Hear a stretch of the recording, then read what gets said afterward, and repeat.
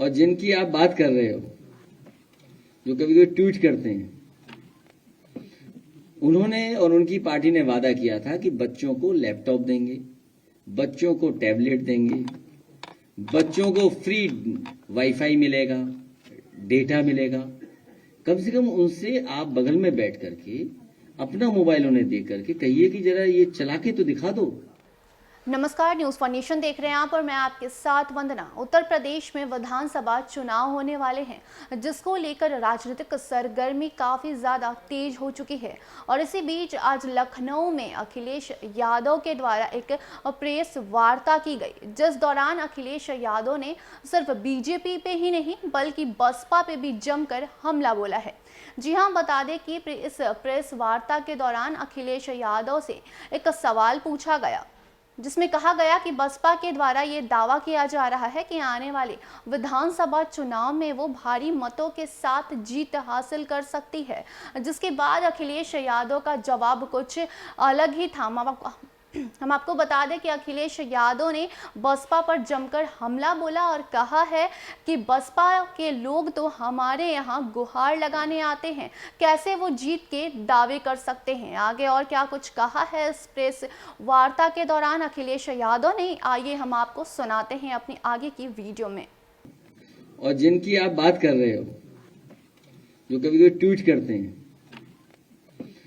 उन्होंने और उनकी पार्टी ने वादा किया था कि बच्चों को लैपटॉप देंगे, बच्चों को टैबलेट देंगे, बच्चों को फ्री वाईफाई मिलेगा, डेटा मिलेगा। कम से कम उनसे आप बगल में बैठ करके अपना मोबाइल उन्हें दे करके कहिए कि जरा ये चला के तो दिखा दो।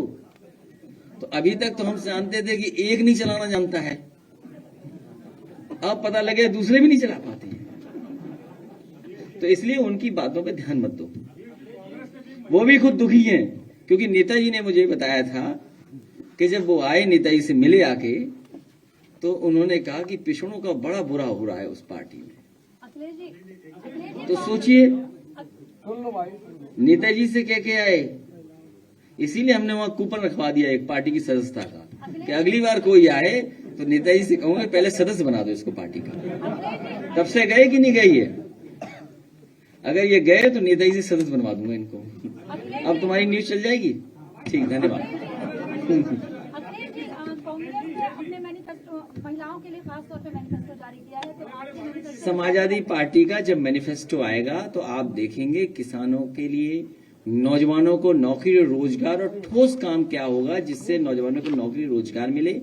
वहीं महिलाओं की सुरक्षा को लेकर के, महिलाओं के स्वास्थ्य को लेकर के, और महिलाओं को या बेटियों को या बहनों को क्या अच्छी योजनाएं दे सकते हैं जिससे वो भी समाज में बराबरी पर खड़े हो जाएं, उन्हें भी कम ना आंका जाए। तो ये हमारे मैनिफेस्टो में आएगा। लगातार समाजवादी पार्टी ने बेटियों को, महिलाओं को बढ़ाने का काम किया है, केवल चुनाव के लिए नहीं। जब कभी समाजवादी सरकार आई होगी, और आपको पता होगा कि सबसे पहले नेताजी ने कन्या विद्याधन शुरू किया था, और उसका परिणाम यह हुआ कि देश के अन्य प्रदेशों में भी उस तरह की योजनाएं बेटियों के लिए, बहनों के लिए चलने लगी। समाजवादी पेंशन जब महिलाओं को दी 500 रुपया, अब महंगाई बढ़ गई है। अब हम पार्टी में चर्चा करेंगे और उत्तर प्रदेश का बजट देख करके कि क्या हम उसको दोगुना कर सकते हैं, क्या 3 गुना कर सकते हैं। क्योंकि समाजवादी पार्टी ने दी थी समाजवादी पेंशन 500 रुपए, किसान को तो आज 500 रुपए मिल रहे हैं।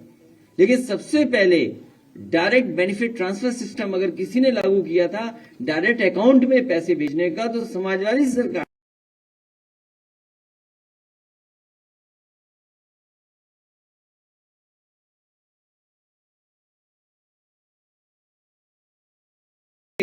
बैंकें डूब रही हैं, इंटरेस्ट रेट कम हो गया, आज लोगों का